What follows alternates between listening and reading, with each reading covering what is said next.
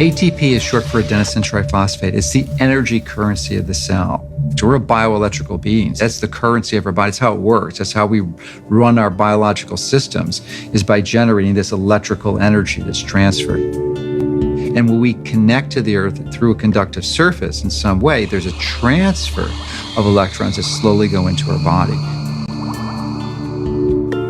In situations where we are insulating ourselves from this surplus of electrons into our body, we're going to get the absolute opposite. So instead of having low levels of inflammation and a thin blood, we'll have thick blood that's more likely to clot, and our levels of inflammation tend to increase. You could take anybody who has chronic pain. It doesn't matter who they are. It doesn't matter what's wrong. And ground them, and you're going to have a significant reduction in pain. You're going to stop the oxidation or the inflamed portion. That stops almost immediately.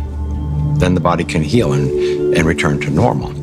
And healing generally is improved by 60-70%. If inflammation is the cause of all these health disorders, then I know that not grounding is the cause of inflammation, because if the body is grounded, you can't have inflammation. Can we measure the effects reproducibly? The answer to that is yes. We now have 20 studies.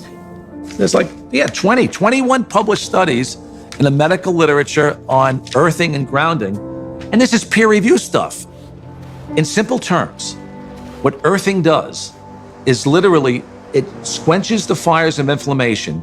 And if inflammation is the source of all root illnesses, including Alzheimer's disease, cancer, heart disease, diabetes, the list goes on and on. If you can impact inflammation and, squelch it, kill it, stop it, we're going to be healthier beings. So why hasn't it caught on in mainstream? I can only say it will.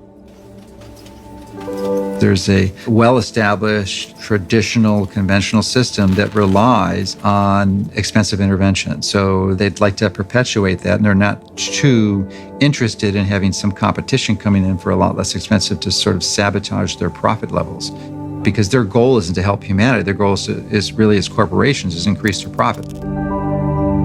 The question becomes, how much of an influence has lack of grounding been in the epidemic of disease that we have? Is this grounding a factor? The light switch went on, and I thought, we're doing things completely backwards here. A typical day for a child is completely ungrounded.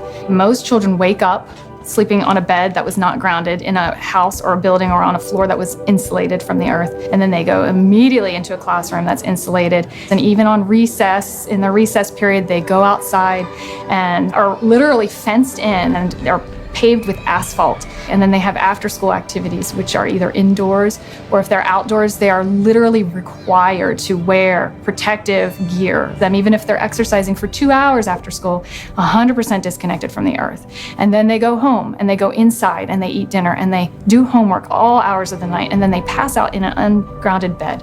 So that's a 24-hour period of time completely ungrounded, and that goes on day after day after day.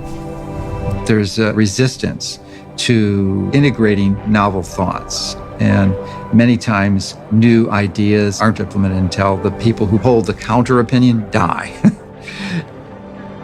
The good thing about grounding is that you don't need a doctor to tell you to do it. You do not need a physician to recommend it to you. You can try this anytime. It is your birthright because you live on the earth. I ground every day. Hey, I want to be connected to the earth as much as I can.